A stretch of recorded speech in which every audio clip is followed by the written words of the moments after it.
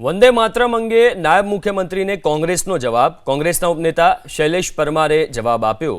ना पूछो जमाने की क्या हमारी कहानी है, हमारी पहचान तो इतनी है कि हम सब सिर्फ हिंदुस्तानी है। निवेदन शैलेश परमारे आप्યું છે। ब्रिटिश सरकारનો પાયો હલાવવા માટે વંદે માતરમ લખાયું। રાજકીય અવલોકનો કરવાથી ઇતિહાસ બદલી કે ભૂંસી નહીં શકો। આ તમામ નિવેદન આપ્યા છે શૈલેશ પરમારે। સાથે કહ્યું કે વંદે માતરમ ગીત આવ્યા બાદ સાંપ્રદાયિક રાજનીતિ શરૂ થઈ। 1946માં કલકત્તા કોંગ્રેસના રાષ્ટ્રીય અધિવેશનમાં પ્રસ્તાવ લવાયો હતો। કોંગ્રેસે વંદે માતરમને રાષ્ટ્રીય ગીતની માન્યતા આપી હતી। 1950માં પ્રથમ સંવિધાન સભામાં વંદે માતરમ ગીતને રાષ્ટ્રીય ગીત જાહેર કરાયું।